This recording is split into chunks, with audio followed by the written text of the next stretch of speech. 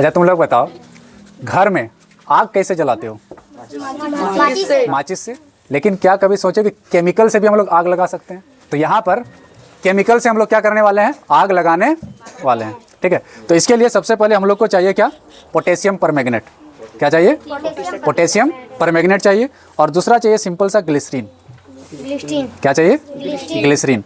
तो ये जो हमारा पोटेशियम परमैंगनेट है, इसका फॉर्मूला होता है KMnO4। क्या फॉर्मूला होता है? KMnO4। ठीक है, पोटेशियम परमैंगनेट। और ये जो पोटेशियम परमैंगनेट है, इसका इस्तेमाल हम लोग सफाई के लिए भी करते हैं। किसके लिए? सफाई के लिए भी करते हैं। और ये जो हमारा ग्लिसरीन है, इसका फॉर्मूला होता है C3H5OH3।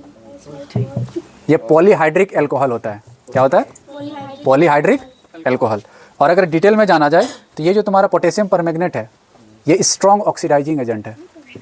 क्या है?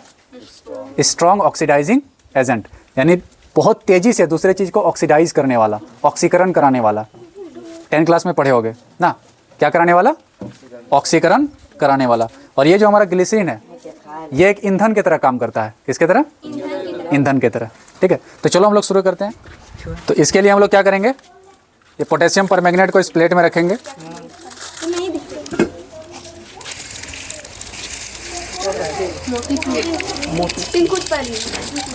कैसा लग रहा है? तिलकुट जैसा लग रहा है। तो बस इसमें हम लोग क्या करेंगे? पोटेशियम परमैंगनेट में थोड़ा सा ग्लिसरीन डालेंगे।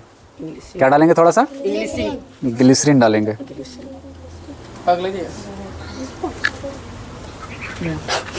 तो देखो ध्यान से।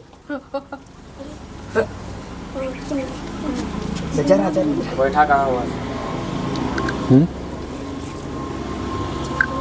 अब वेट करो थोड़ा सा। उठने दिया। कहाँ लगा? कहाँ लगा? इस तरह मार रहा है। चल दूँगा।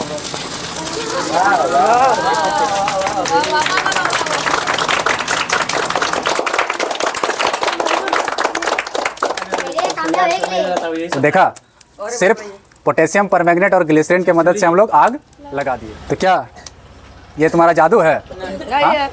ये तो साइंस का जादू है। किसका जादू है? साइंस का जादू है। तो यहाँ पर हुआ क्या? यहाँ पर हुआ क्या? जैसे हम अभी बताए, क्या पोटेशियम परमैंगनेट क्या है? स्ट्रॉन्ग ऑक्सीडाइजर है। ठीक है, बहुत तेज़ी से ऑक्सीडेशन कराने वाला। और तुम्हारा ग्लिसरीन क्या है? एक ईंधन की तरह काम करता है। तो जैसे ही हम लोग पोटेशियम परमैंगनेट में ग्लिसरीन को डाले, पोटेशियम परमैंगनेट में ग्लिसरीन को डाले, ये क्या हुआ? पोटेशियम परमैंगनेट ग्लिसरीन का ऑक्सीडाइज करना शुरू कर दिया और ग्लिसरीन को कार्बन डाइऑक्साइड और पानी में बदल दिया। किसमें? पानी में। कार्बन डाइऑक्साइड और पानी में। और खुद ये जो पोटेशियम परमैंगनेट है, ये बदल गया तुम्हारा मैग्नीज का ऑक्साइड में। मैग्नीज का ऑक्साइड में।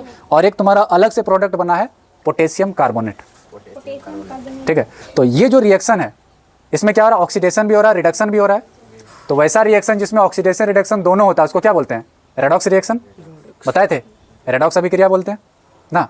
और ये जो रेडॉक्स अभिक्रिया है, ये इतना एक्सोथर्मिक होता है, उष्माक्षेपी होता है।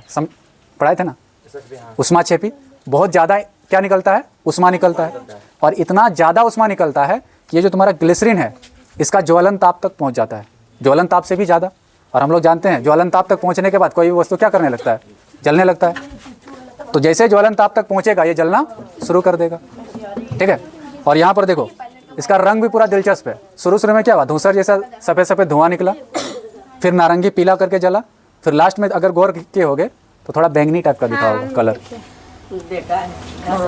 ठीक है, तो ये कोई जादू है? नहीं है। ये क्या है? साइंस का जादू है। ये क्या है? ये साइंस का जादू है। उसमें भी केमिस्ट्री का कमाल है। तो यहाँ पर देखें हम लोग कि ये क्या है? पूरा एक्सोथर्मिक रिएक्शन है, उष्माक्षेपीय अभिक्रिया है, जो कि बहुत तेज़ी से आग निकलता है, उष्मा निकलता है। तो क्या इसको अकेले करना सही होगा? हाँ, तो घर में इसको ट्राई नहीं करना है। ये नहीं कि उठा लिया, घर में ले जाकर लगा दिया कहीं पे, पता चला पूरा घर जल गया। तो ऐसा नहीं करना है। ठीक है, बस नाम याद रख लो। ये क्या है? Potassium permanganate and this is glycerine.